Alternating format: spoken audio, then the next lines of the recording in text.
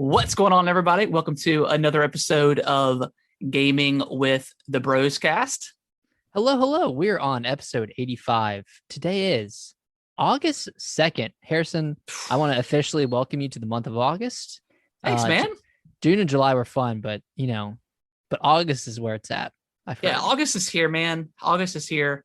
It's going to be a good show, guys. My name is Harrison. I am one of your esteemed co-hosts, and I am joined by my brother Nick. As always, Nick, before we jump into we got a lot of stuff to talk about this week, gaming wise. There's a lot of stuff that came out. We're continuing to go through Skyward Sword, which has turned out to be pretty great. But before we jump into all that goodness and news and all that good stuff, how was your week? Last week. I'm trying to remember what I did last week. Weeks. What are they even more?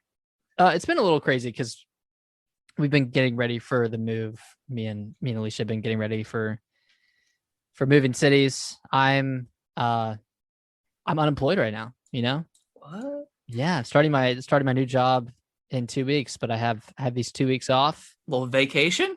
Yeah, it's weird. I started off my vacation by waking up at 6 a.m. and nice and going to the gym, and then hit up the skate park after that. Went to this not a new skate park, new to me. Went to this skate park in Waxhaw, North Carolina. It was literally the weirdest layout of a skate park I've ever seen, where there's no true flow to the skate park at all, and there's just all these like really, really weird obstacles that you would never encounter in a normal skate park. And there's just like these random concrete bumps throughout the skate park that aren't big, but they kind of obtrude your ability to flow, like for instance, they're like inconvenient obstacles. Yeah, but it's kind of fun at the same time. Like it forces you to skate differently than you would. I wonder why that is. Is that like so I did some research, and the guy who designed the skate park, he designs a bunch of skate parks, but he's a skateboarder, and he intentionally designs these kind of intricately weird skate parks. Yeah. I don't know the reasoning behind it, but that's just kind of his MO, I guess. But it was fun. I gave away one of my old decks to an aspiring Tony Hawk. Nice. So I think I made his day, which is fun. Cool. Yeah. And then just been packing stuff up, which is it's hard to, I don't know. Packing's hard, man. It's hard to get everything organized. Yeah. I feel like I think I've moved like 3 or 4 times since we started this podcast. Because we started in 2019. I moved pretty much right after we started. Yeah. And then moved again down here, and now I'm moving again. So yeah, I talked about moving a lot on this podcast. It's a fine line because like you try to pack the stuff that you don't think you'll need, but then within like, because it's like crunch. It's like 2 weeks, 2 or 3 weeks, like we gotta start packing. Yeah, but it's like what do I pack? What do I need? Some things that you will absolutely not need. You're like, I might need this, so it's like you don't know what to. Yeah, like I was packing up my PS4, and I was like, wait. Well, now I kind of want to play Death Stranding. I haven't played PS4 since The Last of Us Part 2, but I might want to play this week. It's like I don't want to not have the ability to play it, Yeah. No, I definitely understand that. So I've been running into that conundrum with a lot of things that I've been packing up. So that's where we're at. But it's going well.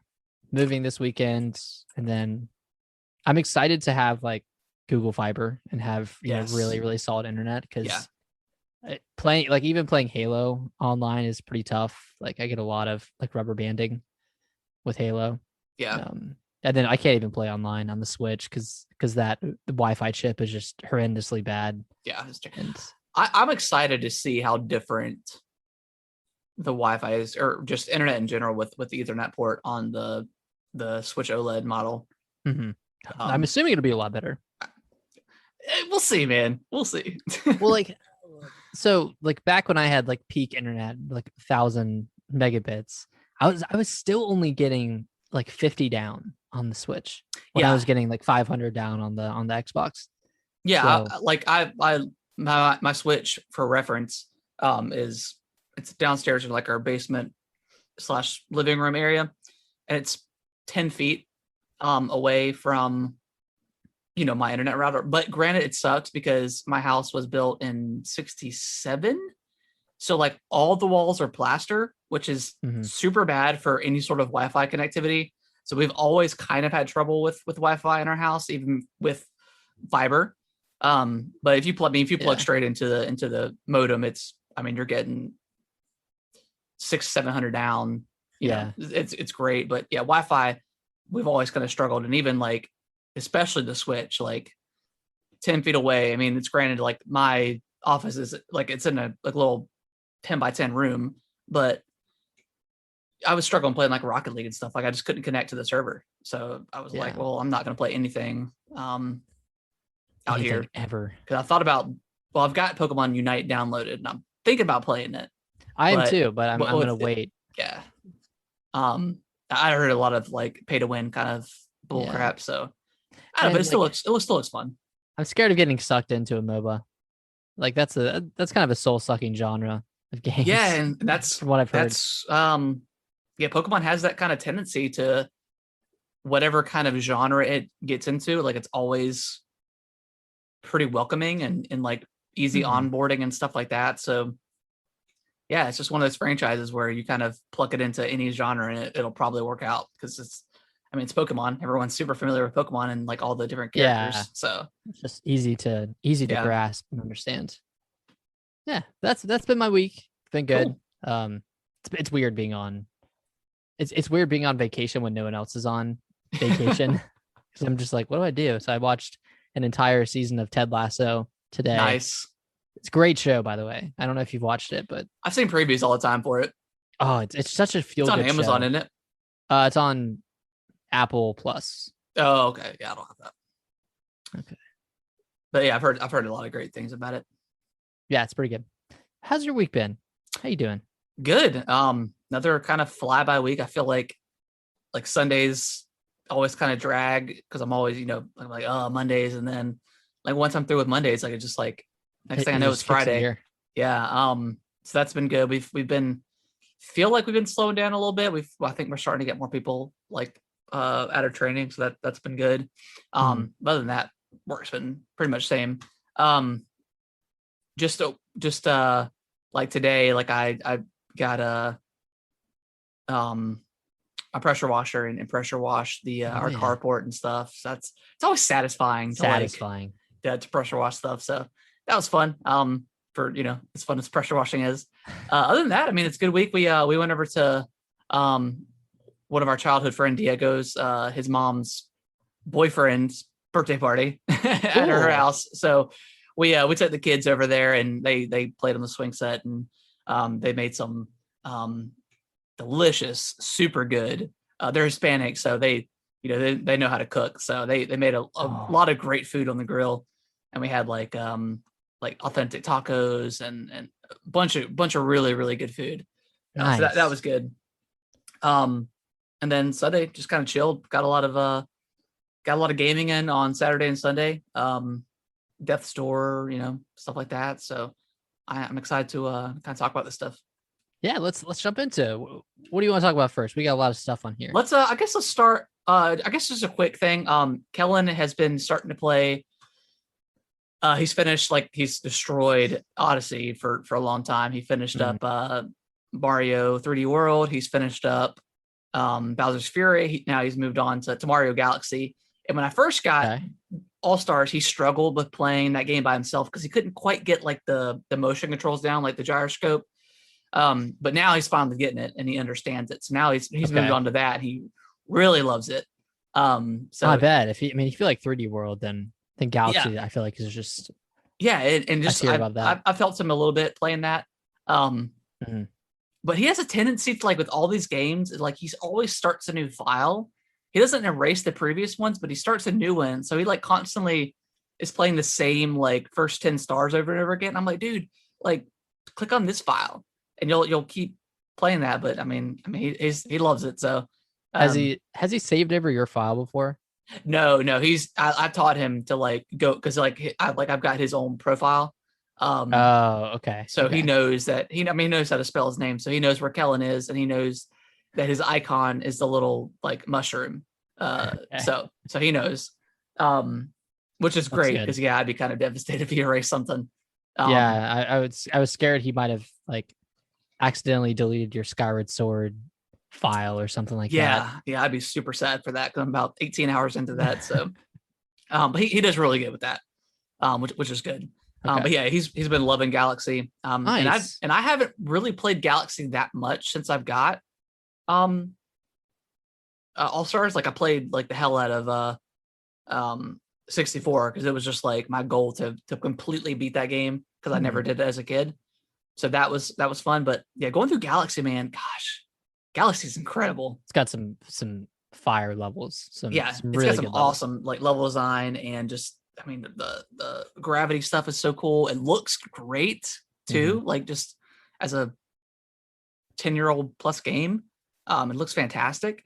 So yeah, that's been a lot of fun. It's been great just kind of revisiting all these Mario games with Kellen because I probably wouldn't play. I would play eventually, but just kind of seeing him go through it and learn how to play and stuff and how good he is. It's been pretty awesome to watch him do that stuff. Now, did he want to play Sunshine or 64, or did you kind of point him towards Galaxy as the next? He's played a lot of all three of them. Okay. He's played some of 64.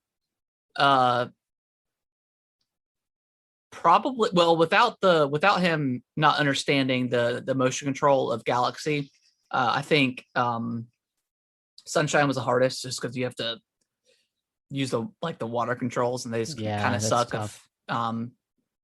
without practice. So that's probably the least one he's played, but he still likes playing it. So, but he's always like, Dad, I want to play the three Marios, but the one all the way on the right. And I'm like, Galaxy? It's like, yeah, that one. So that's cool to watch him play. So cute. It was funny as quickly here. Kaylee had woken up at one point, like I think last week, and she's like, I heard because I think our cat woke her up, but she's like, I heard like coins going off or something in Mario, and I was like, what? I was like, were you dreaming? And she's like, no, like Kellen was in his room playing Mario at like 3:00 in the morning. Really? Because I had the Wii U set up in his room for him to play if he wants to, but he had just woken up, and like that's probably the only time he's ever done that we're aware of. But yeah, he woke up and was playing Mario, and I even asked him, I was like, "Were you playing Mario last night when it was nighttime?" And he's like, "Yeah." What? That's so funny.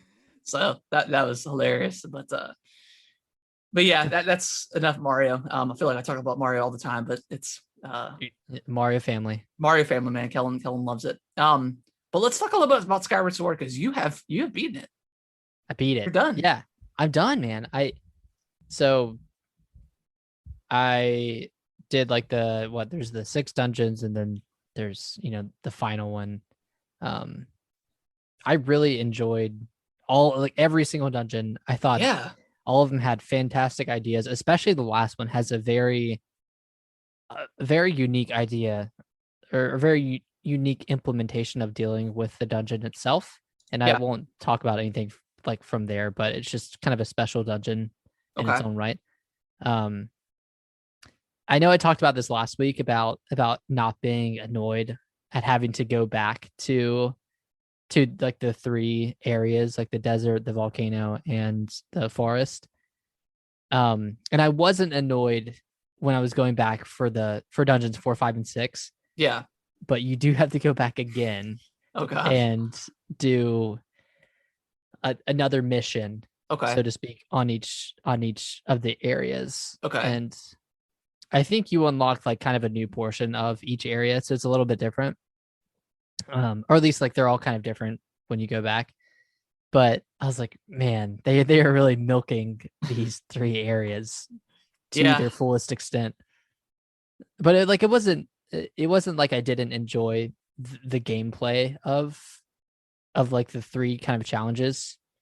on the air, like in the areas, but it's just funny. Like, well, hasn't like every mainline Zelda kind of done that in its own right though? Like, I mean, you have like you back. Yeah, I mean, you have like Ocarina of Time, for example, like Kakariko Village, like you start out there and then you have the Deku tree and then you go back there for the Forest Temple and then you have like Kakariko Village, or not Kakariko, what's the town underneath the mountain? Oh, is that not Kakariko? Maybe that's what's the first area? No, that's Kakariko Village. That's the first area is. Oh gosh. Anyways, I think, but maybe it's more. I think it's probably more like that because you have to like fly around and it feels more compartmentalized. Yeah, I think so. It's like, I mean, even Ocarina was like, and eventually you could warp to areas, which was cool. So, I mean, there's not really that. I mean, you can, once you get into the area, you can kind of dive into each save spot, which helps. But I think that warping ability is nice. Mm. Yeah. I guess it feels more compartmentalized with Skyward Sword because you're flying from each one. But I still really enjoyed each part of it. And I didn't realize this until the end, but I didn't do a damn thing with the insects that I spent so much time catching throughout the game. You didn't like upgrade anything? Well, no, like you upgrade stuff with the materials that you get, but for the insects that you catch, you use those to enhance your potions and your stamina. Gotcha. Oh yeah, all those. I didn't use that once. I haven't used it at all. I haven't even. I only bought potions one time because it was part of like a side mission, and you have to get like the stamina potion, and that was it. I never really needed it. I didn't feel like so, but yeah. No, I did upgrade I did upgrade my equipment, not all the way, but because I would have had to go back to a place that I just like spent a lot of time in, and I was like, I think I'll be fine for the rest of the game. Yeah, like I haven't had much trouble. I only had one game over, and it was with the final boss. Okay. So, yeah, I mean, it's pretty easy. Like, especially if you have fairies, games aren't very hard. No. Like, aside from like Breath of the Wild, which is only truly hard in the first like opening hours of the game. Yeah, because you're just so underpowered, I guess. Yeah, for sure. Yeah. What about you? How are you liking it so far? Dude, I mean, we're talking about before we start recording, but I am loving it, dude. I am so happy that I went back and I mean, because I thought not so much trash, but I was just so disappointed with Skyward Sword, and I didn't realize I didn't get far at all. Like, I didn't even get to the second dungeon when I played it back in 2011 or whatever, 2010. I don't know why. I mean, maybe because I just was so done with the Wii, or no, yeah, I thought I probably was just so done with the Wii and like the motion controls and all that stuff. And I mean, I think I was in college at the time, so like maybe it was just not a great time for me for Zelda. Yeah, which is a bummer but I'm glad that things worked out and we got this on the Switch. But because I mean, I know I mentioned it last week too, it's not perfect. Like the control scheme they have is still not, it's okay. Like, it doesn't flow super well for me. Especially when I'm like mid combat, like it's hard to, yeah, especially in handheld or button only controls. It's hard to, and it's still weird. Like, I still feel like I'm like just smashing the right stick to slash, even with motion controls. I still felt the same way. But I mean, other than that, it's still like great. Like, all the dungeons are super satisfying. The puzzles, I mean, the boss fights are, I mean, they're obviously very heavy handed with the motion control kind of stuff and the directional for the sword play. But even that, it still works. I really like it. I could see myself trying to 100% this game and get everything, like all the stars. Mario hearts, get all the hearts. Mario showing. Because I like, finding the little, I don't know, the cubes and stuff, like in the regular world, and they shoot back up to the sky. and you open up all those chests, and they're all different. They're not always heart containers. They're like rupees and stuff. So yeah, there's just a lot to do in this game. Like the side missions are fun. It's lighthearted, like we mentioned before. It's quite different. Like lightheartedness compared to Breath of the Wild. Yeah. I'm 17, 18 hours in, and man, I really, really like it. Really like it. Yeah, I really enjoyed my time with it. And I think I clocked in around 30 hours in total, which is less than I expected, because I had heard that on the Wii it took like 40 plus hours. Maybe it's just all the extra improvements they did. Yeah. To kind of clicking everything up. Like I did like pretty much all the side quests and tried to get all the hearts. I don't think I got all of them, but like I definitely didn't mainline it, Yeah. So it's awesome. Great. I still think it's probably, there's 6 3D Zelda games. It's probably at number 6 for me. You think so? You think it's? Yeah, I really do want to go back and play Twilight Princess and well, I don't know, man, because like I don't know. I'm gonna say something, and if you put Ocarina of Time anywhere lower than number 2, I'm gonna no. I was gonna say I think Majora's Mask. No, I love Majora's Mask. I think Twilight Princess is kind of overly obtuse. Yeah, I think they tried to make a bigger version of Ocarina of Time in terms of the map, but most of it is kind of dead air. Okay. And there is like the sense of scale, but there's just not that much to do going from area to area. And I might be misremembering because I played it back in like 2016, but it was such a long game. And I feel like there was a lot of like retreading. Yeah, there definitely was. Of areas, and then doing a lot of the same stuff over and over again, like especially when you go to I guess when you play as Wolf Link in like the Dark Realm. The Twilight Realm. Twilight Realm, and you have to like collect all those things. It's a lot like Skyward Sword. Like you have like the little thing on like the left side where you gotta, for the last 3 dungeons, you go into like this weird world and you have to collect like these little orbs. It's a lot like that for Twilight Princess. How'd you like those sections? Because you've probably done. I thought it was 2 of them, right? pretty cool. It's different enough where like you don't have, I guess like minor spoilers. Like you go into this world, I'm not gonna say anything else. You don't have your weapons, and you got to collect these kind of spheres, and it unlocks something for you. I thought it was cool. Like I thought it was like kind of tense, and it was very tense. Like I most of the time too. Like I would get all of them, and then for some reason, like on the last one, like I would get, like one of the little guys that are floating that had like the spotlights on would see me, and then now I have to run all the way back, and there's this people. It's pretty tense. It's different than what you're used to, which is always good to kind of freshen up. But yeah, it was cool. You only have to do what 2 or 3 times, so it's 3 times. Yeah, maybe 4. I've done it twice. You've done it twice. Okay. Yeah. Okay. But yeah, I like it. I really want to go back and play Twilight Princess and Wind Waker. I don't know, and I might after this. After you finish Skyward Sword, we should do a 3D Zelda ranking. And yeah, I feel like I need to. I know Ocarina of Time. I've beaten that game 7 or 8 times.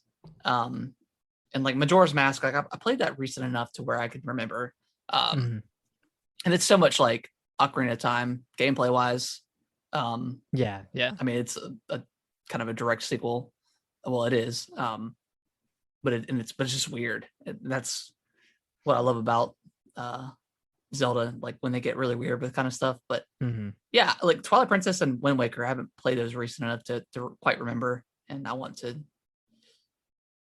play this again. I want to play them on the Switch though, man. Come on, Nintendo, please.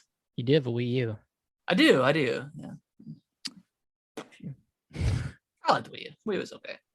It probably won't look much better on the Switch. No, it won't. But it's just, it's different. I know in a better but different way. That was Skyward Sword. Yeah, Skyward Sword. It's a good game. If like we said last week, if you're on the fence, I heard it's selling pretty well, which is great. Yeah. I would say get it. It's a great Zelda game. If Breath of the Wild was your first Zelda game, this is different. This is very different than what Breath of the Wild is. And Breath of the Wild is the best-selling Zelda game of all time, I believe. So, yep. But this for all the newcomers to Zelda, this was, the last, 3D Zelda prior to Breath of the Wild. So it's quite different, but it's good. It's very good. It's very good. Yeah, very good. I'll quickly mention DBZ Kakarot. I ended up finishing it.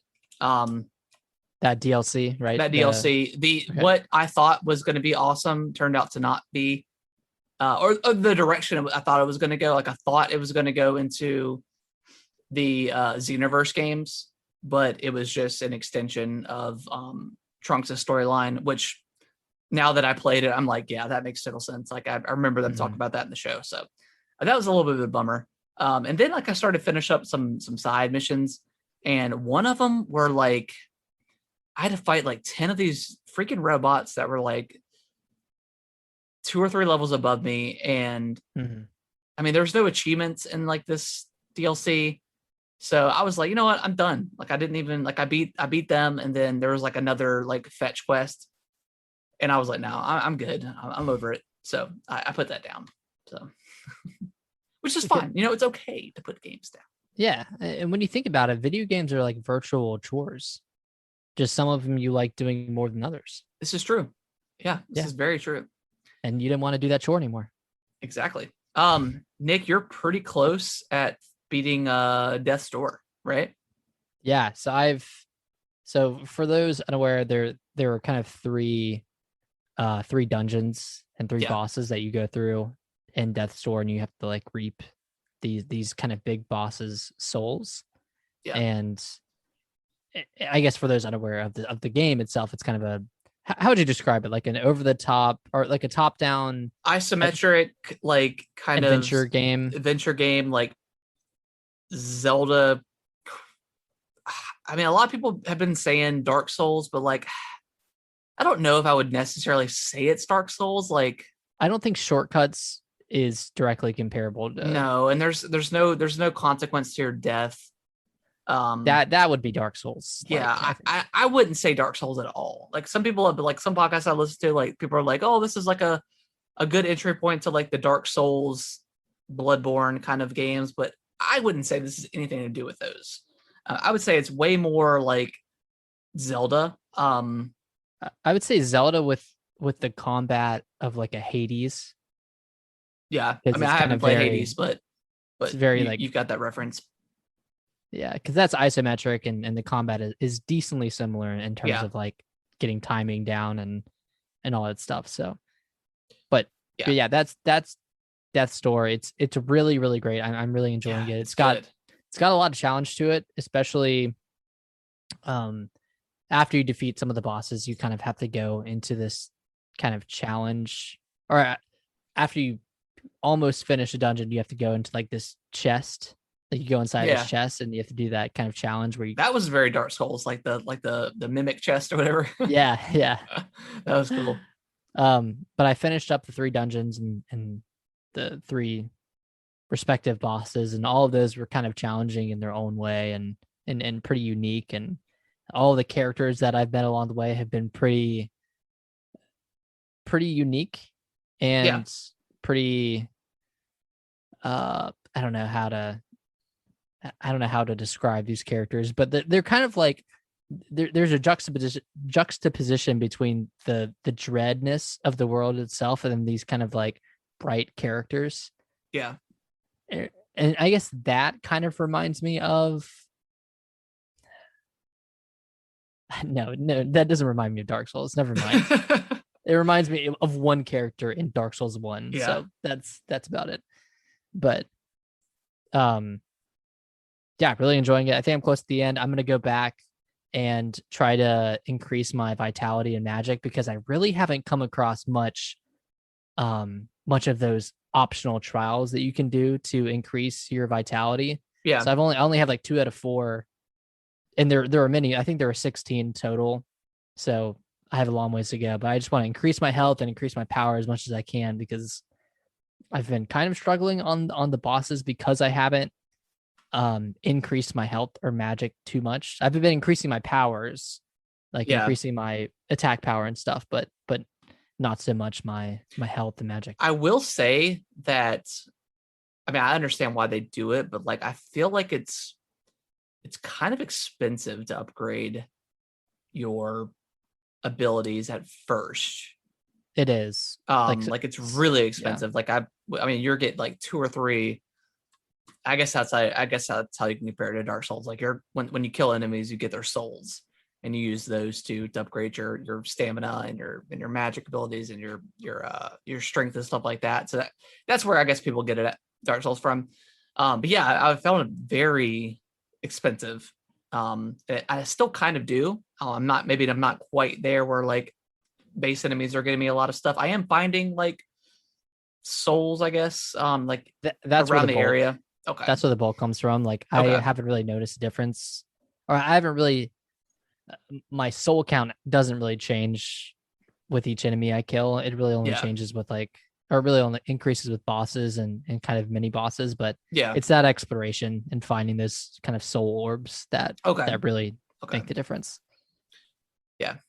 Yeah, but it's good. I mean, like I just beat the first boss and got through that area. It was a lot of fun. Yeah, I mean it's a pretty good one of those like Zelda style games, but like the world was very interesting. The premise that they set up is really cool. I like the fact that the hub world is like very dark and gray, kind of like gray, like washed out coloring. And then when you get to the actual world, it's kind of bright. But yeah, it's good. I do appreciate that you can kind of pop out and go to your hub and kind of easily go to another section of the game. That just kind of makes like we were talking about this before the show started, but I didn't realize that there are these kind of potholes or manholes that if you kind of roll off of a ledge and then attack, and you attack down on the manhole, it'll activate, and then you can like unlock stuff through that. So I didn't know that. I know exactly what you're talking about. And I thought it was totally something that I would come back to. So I'm glad you told me that. And like I looked it up before the show started, because I came across like a bunch. I was like, man, like I've unlocked all of the equipment. I think I think it's like what's going on? And now I'm gonna have to go back and find all these manholes. Yeah. I like the fact that you get like the little seeds or whatever to plant in the pots. Those are great. Yeah, those are good to like heal yourself. That's kind of like the flask variant of Dark Souls, if you want to compare it to that. You can only use them. Does it have a timer for it, or is it just like once per death, once per like? I think there is a timer. Okay. Yeah. But they're pretty frequent enough to where like at first I was kind of like hoarding the seeds, and then I came across just like 4 or 5, and I was like, I'm just going to use them. Yeah, just use them when you can. But yeah, I mean, like all the little shortcuts, Jesus, shortcuts you find are definitely helpful when it comes, because you will die a lot. Like you die pretty easily. You have like 4 hits. 4 hits, yeah. And no enemy does more than 1 damage, which is good. So yeah, that's good. That's good. It's all consistent. So yeah. But yeah, any last thoughts on Death's Door? No more thoughts. It's $20. It's on Xbox and PC. I don't know if it's going to come to PlayStation. I'm assuming it will at some point, but it's not on Game Pass. But it's Xbox and PC. So go check it out. It's definitely worth it. It's totally it's oh great. Yeah, fantastic. $20. Game. I mean, yeah. Before we jump into Flight Sim, because we both played that, I want to hear you talk about the Ascent. Okay, yeah. So I think I've played maybe an hour. Okay. Of the Ascent. Like kind of takes a while to get into. It did, take a little bit. So it was probably like a 10-minute intro where I didn't have any weapons, and then I get a pistol, and the combat is pretty good. Like it's kind of what you'd expect for like a Diablo-esque game, but just imagine you like having a gun, and you can. And it's co-op, right? Three co-op, players, yeah. 4 players. I think it might only be 2 players. Oh, okay. Yeah. Do you have it downloaded? Yeah, we got it downloaded. Okay. Well, maybe we can stream it sometime this week. Oh yeah. Yeah. So I'm enjoying it so far. I like the combat. I like, kind of the grind of leveling up and allocating your skills and unlocking new weapons and new armor. The one gripe I have so far is with the UI. Okay. And it kind of makes that classic cyberpunk UI mistake where everything is in red. And Cyberpunk 2077 did this, and that UI is utter garbage, in my opinion. I hate that UI. I actually kind of forgot about that game. Yeah. Until you just said it. Pure bliss, forgetting about it. That UI was terrible, and it was just hard to read. And the Ascent kind of makes that same mistake. And going for that, cyberpunk aesthetic, they have this red text, and I feel like it's a little bit small. Yeah. So it's kind of hard to read and understand at first, but once you do, everything's fine. So I'm at the point now where I have a pistol, and then I have like an assault rifle as well, and that's been fun to use. And I think I've fought either a boss or a mini boss. But it's like classic dungeon crawling fun. And then I just got to like the big city and got like 50 side quests. So wow. Yeah. So there's a lot to do apparently. I mean, it seems like a fairly sizable game. It's definitely not like just a linear chapter based game. You can kind of go off and do stuff. How's it ran? Because I heard like the Game Pass version is in need of like some updates. Like it was missing some kind of like key features. It ran okay from what I remember. Okay. I thought it was running 60. Okay. 4K 60, I think. So yeah, and you're playing on Series X for reference. Yeah, this is on Series X. Is this on the base, or is this on previous gen? Yeah, I think it's on base Xbox One too. It is? Mm-hmm. Okay. Yeah, there might be some performance issues there. Yeah. I mean, this is a good looking game. Like, even though it's kind of a top down isometric, it looks really, really beautiful. And the details of the background are pretty breathtaking, to be honest. Like it's cool. It's a good looking game. Yeah, I want to try it. I got it downloaded and was getting ready to play it on Saturday. But then decided to hold off. Because I also downloaded Splitgate because I wanted to try that, but they were having like server delayed huge, like, which is good. I guess it's good for them because like how popular it is right now. But I was trying to get into that, but they put me on like a hold. So I was like, I'll wait to play. But I mean, I've watched a couple streams of people playing that a couple years ago, and it looks cool. It's like Portal with Splitgate looks like Halo rad. Cross Portal or something like that. So yeah, it looks cool. I want to try it. Yeah. But yeah, the Ascent. I'm looking forward to trying that. And this is on Game Pass. Yep. I think it's exclusive to Xbox and PC. Cool. I don't know how much it is outside of Game Pass, but I would imagine probably $20-$30, right? Does that seem like that type of game? Let me look it up actually. Price. $30. $30? Yeah, $30. Okay, that sounds right. Okay. Yeah. Cool. All right. Last up is Flight Sim. So we both played this on Series X, and I guess for reference, like I think I've played a little bit of like Flight Sim, like Microsoft Flight Simulator, like back in like high school. When we were like, neglecting our work and playing random games like Doom and stuff. But yeah, I mean, yeah, it's cool, of course. But yeah, I mean, like this this is not necessarily my cup of tea, but like I've played about 3 hours. Nick, I told you this already, but like I immediately dived in because they have like discovery flights where you fly around like famous like world landmarks and stuff like that, which is awesome. Like New York City, I think like Bora Bora, Mount Everest, and a bunch of other places. So I immediately hopped into Mount Everest, and it looked just beautiful. Like it looked like snow. Great, snow always looks good, like in any game like that. Yeah. But yeah, it was gorgeous, and like they have like little like pinpoints on the map when you're flying, like of like little site like areas to check out. Like this is like the base camp, and like all, and like it's huge, and you just, I mean, someone who's never been to that area, it's really, really cool to see that. And I mean, it looks fantastic. I didn't know how to play at all, so after that I jumped into the tutorial, and I thought it did a really, really good job of like onboarding you to getting to know the controls and stuff like that. But yeah, like from what I've played, I've really enjoyed it. And I didn't think I would that much, just because it's not my type of game. But I could definitely see myself like, every once in a while just kind of like booting it up and maybe listen to like a podcast or something, because like the music is very relaxing. Yeah, it's cool. It's really cool, man.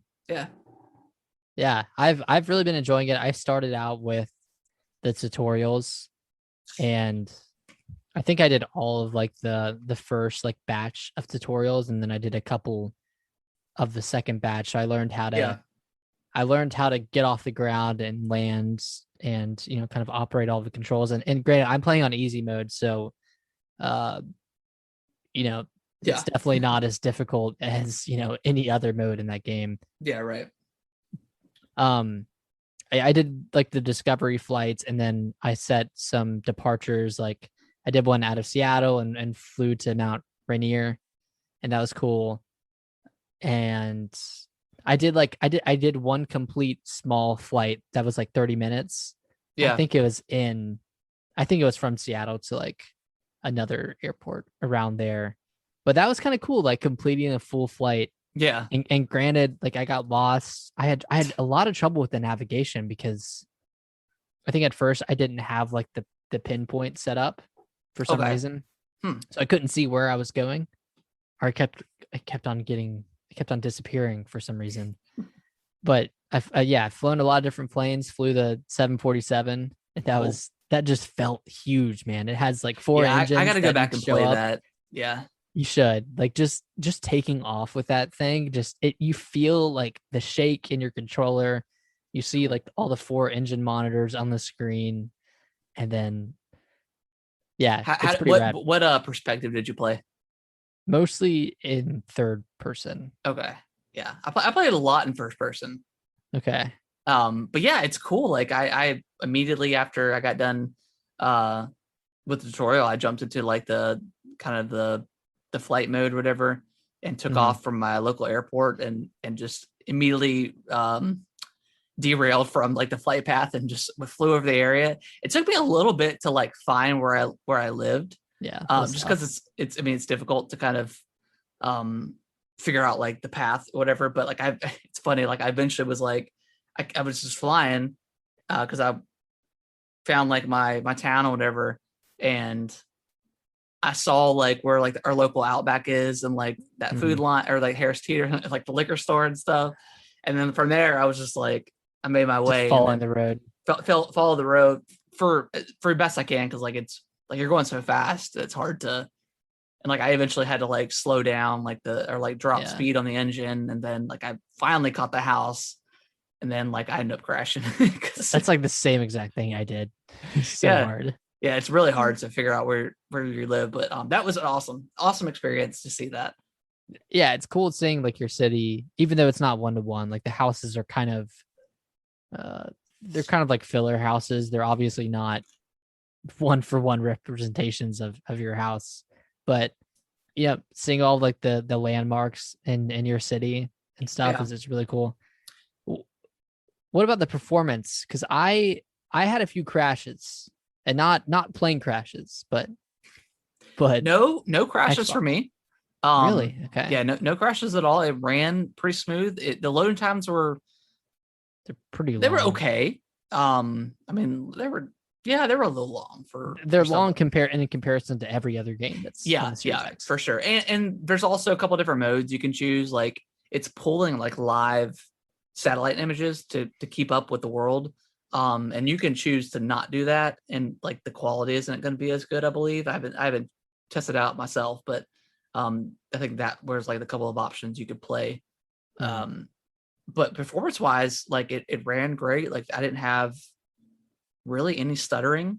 There was a little tiny bit of pop in at one point, but I mean, who cares, right? But yeah. No crashes for me. Okay. Yeah, I had like 4 or 5, and it was actually most of them occurred while I was taking off with the 747. Oh, so yeah, I never played with the 747. I only play with like the smaller kind of like bush planes. Like I never had any problems with those. Yeah, so maybe if I play those, that'll happen. But yeah, no problems so far.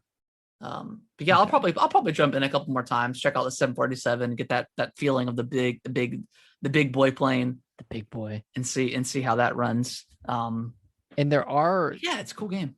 There are free. They're called world updates. So if you like go to the game and scroll to the marketplace, there are free world updates where I guess the team went in and like actually hand rendered some cool. Some bigger cities. Like I think Tokyo is on there, and like the Nordic islands are on there as well. Yeah, so, you could definitely extra good. Yeah, you could definitely tell like the Discovery flights were pretty detailed. Like New York City was pretty awesome. Like flying into like a Thunderhead for the first time was super cool. A little disappointed there wasn't any rain effects or anything like that. Yeah. Which was kind of a bummer for me. Like I expected to go into first person and would see like raindrops like coming on the window. It just gets like kind of dark, but that was still cool to see. Like it looked amazing. Like prior to getting into it, but yeah, like New York City looked great. Seeing all those those landmarks and stuff like that. So it's cool. I was bummed. I flew to DC. I flew out of DC and I went to the Washington Monument, the big, like tall monument. Yeah. And I guess the game just rendered it as a building, just as a normal like building with a bunch of windows. So I was like, wait, this is it, but it really isn't it at all. Yeah. Yeah, it's some probably things aren't gonna be super accurate, but yeah, I mean they got the Top Gun Maverick DLC coming out like at the end of the year, where you're flying jets and stuff, which I don't think jets are in the game right now. I don't think so. So that's gonna be pretty interesting to see how that feels. But yeah, I mean for what I've played, like I really like it. It's difficult enough to add challenge to flying, but also like on easy mode you can kind of it's pretty accessible. Yeah, pretty accessible for a lot of people. So yeah, I mean it's free. It's Microsoft's first Microsoft Game Studios game to come to Series X. So like that's cool in itself. The first finally exclusive Series X game. Yeah. So we're finally getting there, and moving on to actual good games. Well, not good games, but like actual games on Series X from Microsoft. So that's a step in the right direction. Yeah, it's exciting. Any last thoughts on Flight Sim, Nick? Kind of mirroring your thoughts. I don't know how much I'll play it, but I'll always enjoy it when I do pick it up and give it a go. Yeah, and that's why like I'm excited to see like maybe like the next Forza coming out at the end of this year, just to see how like if I'll get into that or not, or if it'll just be like another kind of sim game. Granted, like Forza Horizon's not super simish compared to Motorsport, but hopefully that will get me into racing games because I haven't quite got there yet. Is that one exclusive to the Series X and S? Yeah, and PC. Okay. Yeah. So, Nick, before we jump into news, let's take a quick break. All right. What's going on, everybody? Harrison here. Hope you guys are enjoying the show. if you wouldn't mind taking the time while we're on our quick break to go over to Apple Podcasts and leave us a review, it would be much appreciated. It definitely helps the show get discovered and all that good stuff. And we just would really, really, really appreciate if you guys could do that for us. And without further ado, let's get back to the show. Got your little drinky? Yeah, a little mango kick. A little mango. A little mango. Like it. All right, ready to jump into some news? Yeah, got my news open. Cool. All right. Start us off.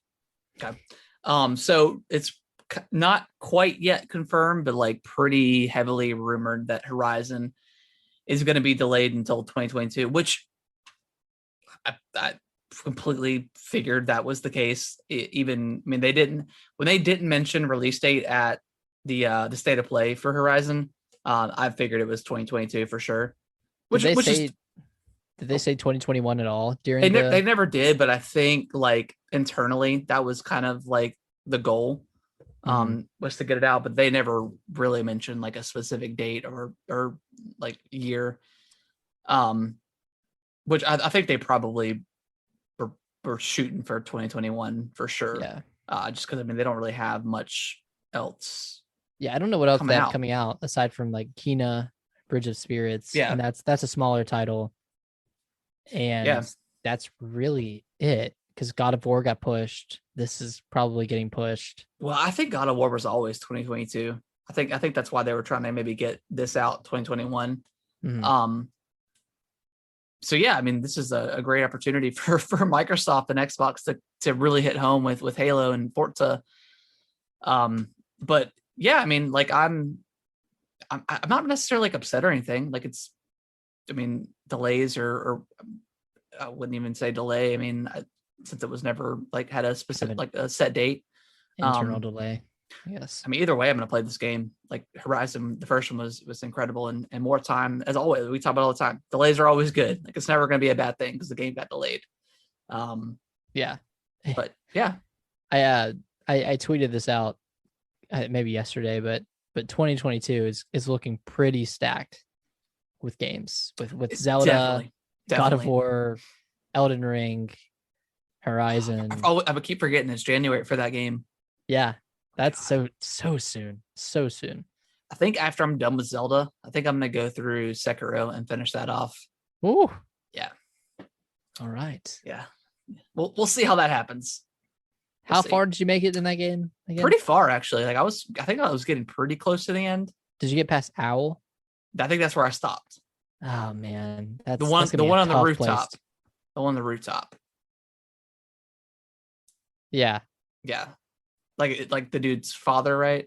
Mm-hmm. Yeah. Okay. Like kind of like the second fight up there. But I never felt like he was super difficult. I didn't beat him, but like also I just got to I don't know why I stopped. I don't know why I stopped. Like I wasn't like frustrated or anything that I remember. Okay. Well, that's good. Yeah. I don't know. I'll go back and probably. It's probably a bad place for me to stop because like that game is hard to get into. Like it's it's not like a God of War or something where you can immediately pick it up. Like there's a lot of like levels of combat to it. So it probably took me a little bit to get used to that, the counter system again and all that good stuff. But oh man, that was hard to get used to at first. Yeah. But once that clicks, the game's amazing. It's awesome. Yeah. Yeah, Horizon 2022. So potential good year for Sony next year. But I imagine Horizon's probably like first half of 2022 and then God of War is the next half. That sounds right. If I were to guess. But yeah, delays and all that good stuff are fine. So we got a lot of stuff to play this year anyways with Forza and Halo and Metroid and Pokemon if you're wanting to get that remake. So yeah, a lot of good stuff left to play this year. Nick, you want to read the next one or what happened over the week? weekend? Yeah, so Halo Infinite had a technical flight over this weekend, and they kind of exclusively invited a group of people. No idea this was happening until like the day prior. I was like, what? Yeah, and then I signed up for Halo Waypoint, but it was too late. Yeah, I didn't even bother. But I think the first, so most of the weekend they've had players facing against bots of varying difficulty. They started them off on the easiest and then kind of up the difficulty, and then I think they allowed for like actual PvP over the weekend at some point, and they phased it over 3 maps. And from what I've seen and from what I've read and heard, this game sounds pretty amazing. It sounds like it's playing pretty great. Yeah. It's giving a lot of opportunity for creative freedom in the way you kind of battle and play through a map. And I haven't really heard much complaints about this game at all, aside from like obviously like any crashes or anything like that, which is the point of the technical flight to see. Yeah, exactly. Yeah. So yeah, I'm really excited. I watched a little bit of people streaming and gameplay and stuff. Honestly, I didn't watch a ton because I don't need to see it. Like I'm already like hooked. Like I'm already like my biggest concern for Halo at this point is the campaign. Like I want the campaign to be really, really great because Halo 5 multiplayer was freaking excellent. Aside from like maybe the maps weren't like as great as they were in the past. Other than that, like the gameplay itself was probably the best in all the games. Maybe I mean Breach was really good, but I mean Breach was good. But yeah, just being out there wasn't any sort of like classes. Everyone just had their own set abilities, and then it was just all kind of based on skill around that. So that's what I liked about Halo 5. But yeah, campaign is the one thing that I'm concerned about with this, and I feel like I've got pretty good confidence in 343, but at the same time, like Halo 5's campaign was okay. So yeah, it was just okay. But yeah, I mean, from what I saw, like it looks great, runs great. The weapons that I've seen look cool. It's weird that the battle rifle is a 4-shot burst now instead of 3, which is is it? Which is different. See that. And like I saw that the hook shot or whatever it's called, the grappling hook, it's on a 3-timed, like it's on like a 3 use base. So I mean, and I feel like they probably did that just for like they want people like constantly zipping around the map. Do you pick that up, or is that something you already have? I think it's something that you already have. I could be wrong though. And that'll be interesting to see because I felt like maybe a cooldown for that would be fine because you're not alive that much to where like you're constantly going to be zipping around. Like, I mean, you die pretty quick in that game, so yeah. I don't know if it's 3 use per life, I guess would be the case, but maybe that'll change. I also did hear that the rocket launcher is like super OP right now. Okay, so they'll probably fix that. Yeah, they'll fix that for sure. Yeah, the I guess the area of effect on that's probably going to be turned down a little bit. Yeah, I'm sure. But yeah, I mean, I'm super excited. Like I said, I don't need to see anything else from this. I'm ready to go. I'd like to see maybe a little bit more campaign and what they're going to do differently with the way that the campaign is structured and like their like hub world kind of open world kind of thing going on.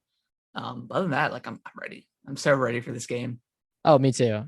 I've been watching a lot of people try to replicate that scene from the trailer where someone throws a plasma grenade and it knocks the gravity hammer up. And it's just funny. And they catch it. Yeah, I've been seeing people try to replicate that. And I'm sure it's probably pretty difficult. It's easy to get the gravity hammer to fly in your direction, but just like being able to actually catch it. Yeah. And yeah, it's apparently pretty tough. Yeah. Oh, and it's cool because like you can drop weapons now in the first time. Yeah. Like actually just like straight up like drop and not swap. Which is cool. Adds a little bit extra. I mean, I don't know why you would ever need to do that. Well, just quickly giving a weapon to a teammate. Yeah, that is true. That is true. Yeah. So like if you have a sniper, if you have someone who's a good sniper, just drop it to them. Yeah. That's adds more variation. There's also like some spoilers that happen or that are within like I guess the code that was released with the technical flight, and also like some potential battle royale stuff as well. I don't know if you saw that. Yeah. Yeah, I saw there's like reference to it in the code. Yeah. But I don't know how true that'll be. I mean, they 343 previously said they're not interested. Yeah. Yeah.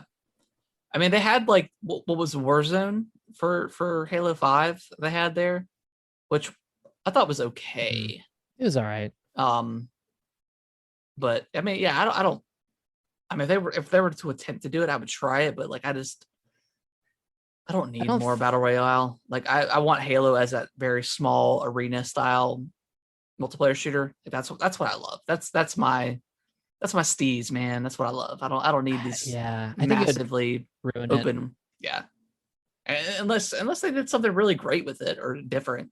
But I don't know. I'm okay with it. I'm okay with them not doing it. Yeah, me too. You want to read the next one?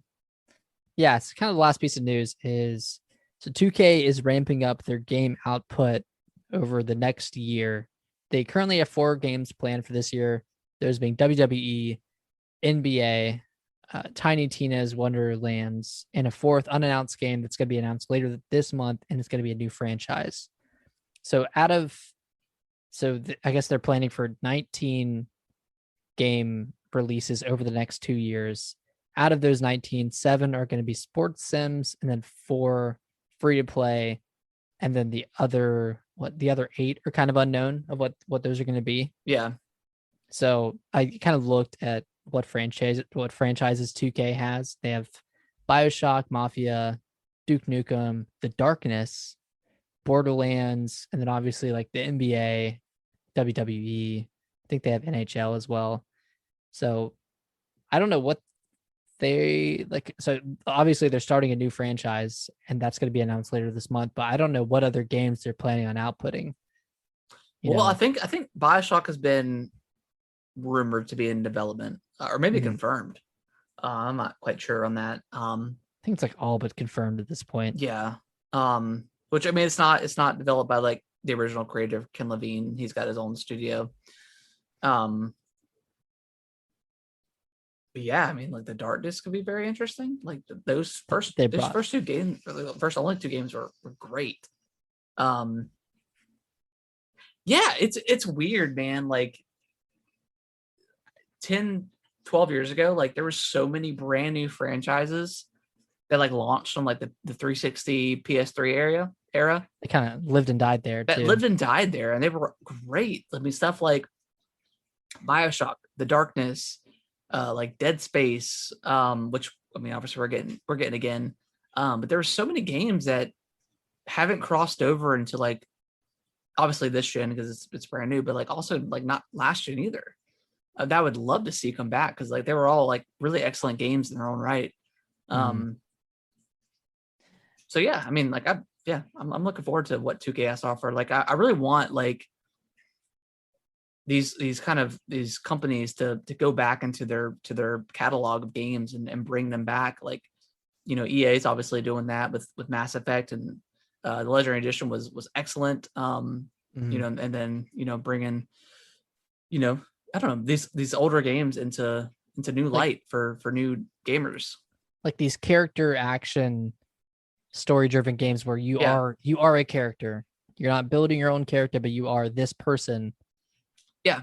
And I feel like that's kind of what was missed on like the Xbox One, PS4 generation, is a lot of it was creating your own character. And that kind of took a lot of the story out of I mean, because if you think about it, other than like, I mean, Microsoft, Xbox had like, you know, Halo and like Gears. And PS4 and Sony's, they've got like all their great first party stuff.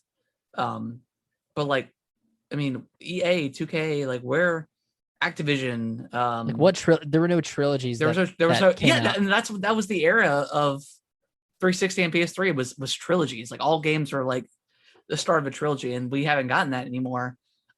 Which is fine. I mean, there's been a lot of great indie games and lower budgeted kind of games that have come out of that PS4, Xbox One era, but yeah, we don't see that kind of gaming anymore, and I really miss it. Yeah, well, I do too, and it's kind of one of those things where, like, I feel like when BioShock and Dead Space came out, like, we knew at the time that those were going to be trilogy games. Yeah. So there was already something to look forward to. Yeah. And now it's like, okay, well, I'm playing, Anthem and have no idea if this game is even going to get a sequel. Yeah. Because everything's so dependent on sales now, and, for good reason, I guess. But everything's so dependent on sales and less so on creating this work of art, Yeah. It's yeah. The 360 PS3 era, that was probably the best. Was probably like the quintessential era of video gaming, in my opinion. Like, that was, I mean, it was just like year after year, it was like bangers of games and these new franchises. Uncharted. Yeah, Uncharted too. Like, I mean, like, but they were all like these great start of these amazing franchises that doesn't really happen anymore. Like, you get these one-off games that maybe will get a sequel. But I mean, I understand that was the era of that time. It was the trilogies, like you mentioned, like everything was a trilogy, Mass Effect, Dead Space. That got tired out. Halo, Halo 1, 2, 3. I mean, because then you have to Gears 1, 2, 3. Yeah, Gears. I mean, but those are all like those first games were all so incredible, and like the sequels were always just amazing. That just, we don't quite get that anymore, and I definitely want the game industry to go back to that and back to that, not relying on these microtransactions and stuff and all these just live service games and stuff. Like, I don't need that in every game. And I know we've mentioned that a bunch on the podcast before, but yeah, these just really great immersive single player experiences. And then throw some DLC. Give me some DLC too. Yeah, that's quality. And I think it's also like a lack, just a complete lack of new IP. Like, I'm looking at the games that I've beat this year, and the only ones that didn't already have established IP were The Medium, Blue Fire, like Cyber Shadow. Yeah. It Takes Two. I mean, like, so many games that I've played this year are either remakes or based on previous IP, which is kind of crazy. Like, I'm not really playing anything that's new in form. Yeah. So yeah, kind of weird. Yeah, it's a very interesting time. And maybe that's on me. Like, maybe there are all these new IPs coming out, and of course, though, like you said, like, all these indies are coming out, but not a lot of. But it's all indies, which is great. Like, I love playing indie style games, but they're games that probably won't get a sequel. Which some indie games like Death's Door are pretty meaty games. They got a lot going on with them. But yeah, we still live in that era right now. This the AAA like trilogy era. New IP kind of like every year coming out that look fantastic. Yeah, I don't know. Yeah, that's a good deep discussion that we should do on another podcast or something, like talking about all the new IPs that have come out recently, breaking that down. Yeah, maybe we'll do like, I don't know, maybe even like a spin-off episode or something, like a in between or something, and just strictly talk about that. That would be a really interesting conversation, because I can't really think of any off the top of my head aside from Anthem, and that one lived and died in about a 3-month time span. Yeah, you have the Division. That's where like EA was dead to me, and I feel like they're in the right direction. Like I don't want to give them like all this credit and stuff, but like with Mass Effect and how good that was, and then obviously Skate and Dead Space, and like It Takes Two, like getting these really solid indie games. Well, I mean, that's more of like a double A, I would say, not quite triple A, but like that game was pretty great. Feels like a triple A. Yeah. But I feel like they're heading in the right direction, and I would love to see these other studios that were pretty prominent back in the day, prior to like microtransactions, especially for EA, that just took over their games. I would like them to rise up again. Especially with kind of like the downfall, I'm saying, with like Blizzard and Activision, which I know you made a point last week with all the craziness going on with all the sexual harassment and stuff like that we talked about. Like right now, like I'm good with any sort of Activision game or Blizzard. Like I don't want to support them. And it sucks because like they did such a great job with Tony Hawk. Crash was them, right? Crash, Spyro. I mean, they've had a lot of really great hits and bringing back like a lot of franchises. I mean, Crash just had Crash 4, and yeah, I don't want to give them money until they come out and are making positive changes. Like I understand that Activision is different than Blizzard, like we mentioned on the last podcast, but like they're kind of non-statement of what's going on. It was terrible. Conflicting statements. Yeah. They were saying, oh, we're looking into it, but like in the, behind the scenes, they're like, oh, this is not true. None of this is true, blah, blah, blah. Yeah, it's rough. And I want to see like these old companies, to bring it back, like get, a big spark and deliver us some really solid games. And then also stretch into new IP. Yeah. Definitely. And kind of put faith into those, and not just say, hey, if this doesn't sell 5 million copies, then it's not going to get a sequel. Don't hold that over consumers' heads. You know, I feel like a lot of companies, and especially like EA and I can't remember who else has specifically done this, but a lot of, and this happens with a lot of like remasters too. Like, oh, if this remaster doesn't get the popularity we want, then we won't do another game.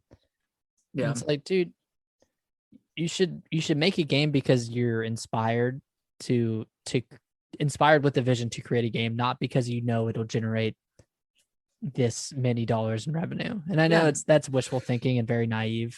Yeah, it is. I mean, not necessarily, but like with these big companies, I mean that's the end game, and I think that's why indie games have like severely taken over like the previous gen and kind of continue on into the current gen. It's just they're making their vision, and these big AAA companies, that they're not pushing live action and they're not pushing microtransactions and skins and gun skins and all this stuff, like they're not going to make money. But I mean, with charging people an extra $10, for these games, like that's not the direction we should head in. That's not the way to sell games. And like, I don't know.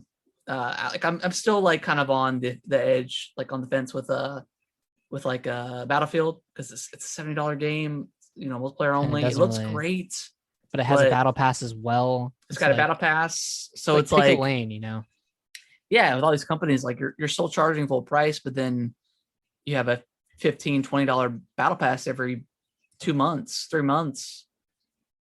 Like, it's a lot. I know video games are more expensive than they were 10, 12, 15 years ago, obviously. But I mean, gosh, I don't know. I don't know what the answer is, but we're not in game development. And we don't know the exact costs. But as consumers of video games that have been, playing games for a long time, like we've seen the change, the drastic changes from what we've had in the 360 generation. It's a far cry from what it was, but I don't know. I mean, just look at Far Cry now with microtransactions. There you go. So yeah, that's good. That's going to do the news. That was a good conversation for some 2K stuff. I know. Yeah, that's pretty good. But episode 85 is in the wraps, guys. We are coming up very close on episode 100. I think, Nick, I did the math, or I guess not the, well, yeah, I guess the math you do week by week. If we don't miss it, I think episode 100 is like a day before your birthday or like 2 days before or something like that. Here we go. We're gonna have a birthday blowout. Birthday blowout, baby. I mean, we might miss a podcast or two between. I'm not gonna, we do take breaks and stuff like that. But we're pretty religious on getting it out every week. Yeah. That being said, we want to do something big for episode 100. Nick, I've already talked to you about possibly doing like a top 100 list. We'll see how that goes and what we can do. I don't know if that's going to be the thing. That would be pretty crazy, especially if we're I guess we could do it like our own top 100, or if we're going to try to like, I'd have to remember every game I've ever played. Yeah, I guess you would just go on Wikipedia and see. Look at everything. Ever since like 95 or something. Jeez. I don't know. Yeah. I don't know. Maybe we won't do 100 games. Maybe something like top 50 or something. I don't know. It's not quite. Yeah. It's not quite set in stone. We're just throwing out ideas because we want to do something big for episode 100. We're going to do 100-hour stream, 100-hour podcast. A lot of it's going to be us just sleeping, but we're still streaming, baby. It'll be us sleeping and working, going through our normal days. It'll be on mute a lot for working. Yeah. But we're going to figure something great to do. We'll probably do like I don't know, maybe it's like some sort of like big live stream or something. Like a celebration. Maybe we'll actually get around to finishing A Way Out. Maybe that'll be it. No, because like we want to finish A Way Out. I would love to play some Dead Space 3. Dead Space 3. To play that. The Ascent. I'd love to get some Dungeons and Dragons Dark Alliance in there if you want to play that. I listened to what Jeff had to say on the Giant Bombcast. I think I'm probably all right. You good? Okay. Yeah, I think I'm probably great. I won't download it then. But yeah, that's gonna wrap up the show, guys. Nick, are you gonna do any streaming in the next couple of weeks with your I am days off? Okay. I'm What are you gonna stream? I'm thinking about it, man. Maybe some flight sim. I was actually thinking about picking up Doki Doki Literature Club. Doki Doki. And Doki Doki. You've heard of this, right? I have, yeah. Okay, so like the premise and kind of how it. Very light. I heard the name. Okay. Do you know? Okay. I don't know anything else other than the name. Really? Oh my gosh. Have you played it? No, but I watched the Game Grumps play it. Oh, okay. You have to experience this game somehow, and whether it's watching me stream it or something. But it's crazy, man. It's not just a dating sim. Don't be fooled. Don't call it a dating sim. Don't do that. It's much more than that. Yeah, so maybe that. Maybe I'll pick that up and play it. Okay. Yeah, maybe some Flight Sim, The Ascent, maybe some Death's Door, maybe some Halo. I don't know. There is a game that I might I might stream some Skyward Sword this week. But there's a game that I found on Steam. It's a horror game about like claustrophobia. It came out like 2 years ago. I don't remember what it's called. It's called Plasmaphobia? No. It's about claustrophobia. Okay. But I am probably going to stream that. Because I got my dual monitor setup going on now. Mm-hmm. I got my 10-year-old TV set up as my dual monitor. So you're cooking. Yeah. Well, and I've got it mounted. Yeah. You're an absolute madman. Yeah, I'm cooking. Crazy. Right now. I'm cooking. Dual screens, not triple screens. Not yet. Dual. Yeah, I might stream that sometime this week. Because it's always good to stream a fun horror game. Oh, I heard it was pretty good too. I heard it was pretty good. It was like, I caught it for like $7 on Steam. I hate that I don't remember what it's called, but it's okay. It's okay. And maybe we should find a horror game as well. Yeah, that'd be fun. I did download Amnesia on the Switch. It was like $3 for all 3 games. Wow. Yeah. So I might do that too. I don't know. Okay. Yeah. So look out for that. I might I might stream some this week, but might do the majority of it next week. But we will see. I got a lot of boxes around here. Yeah, you got a lot of boxes to pack up. Yeah. With that being said, follow us over on Twitch. It's twitch.tv/gaming with the Broscast. Again, we are so close to hitting affiliate, so definitely appreciate anyone that tunes in and watches us play and follows us and all that good stuff. We're very close. Yeah, thank you. Nick, any other plugs or anything you want to say before we wrap it up? If you want to follow us on Twitter, that's at GamingWTBros. And yeah, that's it. Tune in for our live streams of some games. Yeah. Nick, before we go, we forgot one thing. The question of the week. Oh my gosh. We're bringing it back. We'll do it very quickly here, but on light of you moving and you traded in a couple of games, the question is this week is, do you still trade in games and or systems? And Nick, I'll let you go first because you have a story. Yeah, so the reason I traded in the handful of games I did is, so what did you trade in? I think I traded in Doom for the Xbox One. Okay. Plus you had that on the Switch, didn't you?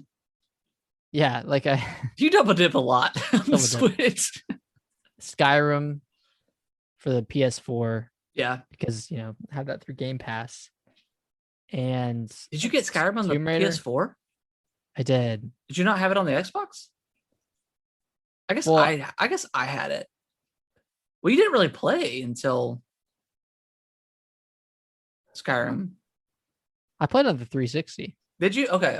Yeah. I remember. And then I bought it on the PS4, and then I bought it on the Switch, and that's where I really, really played it. So anyways, yeah, I traded in a lot of games that I kind of already have access to. Right. I think I traded in like Tomb Raider as well, and then a few like 3DS games. But I don't trade in games much, but I just didn't have like the storage space for all of those discs. Yeah. So, if you got them on Game Pass too, like like I'm not attached to the actual physical copies much. But yeah, I got like $64. And then I repurchased 1-2 Switch because we want to play it at a party that we're having for Leash's birthday as one of the games. Okay. So I bought it for $30. I could have just let you borrow it. I forgot you still had it. Yeah. Yeah, so I don't frequently sell games to GameStop anymore. That was probably the only time in the past 3 to 4 years. What about you? The last time I sold or traded anything back into GameStop was I traded in my PS3 to get a PS4, and I got $200 for it.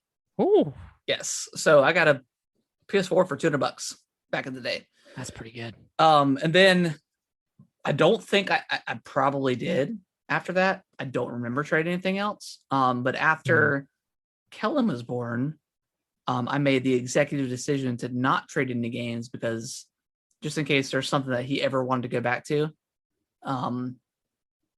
Yeah, he could. Point. So that's where I'm at on trading games. I know a lot of people do it, especially younger kids that don't necessarily have jobs and all that good stuff. It's a great way to get a little bit of money to get the game that you want.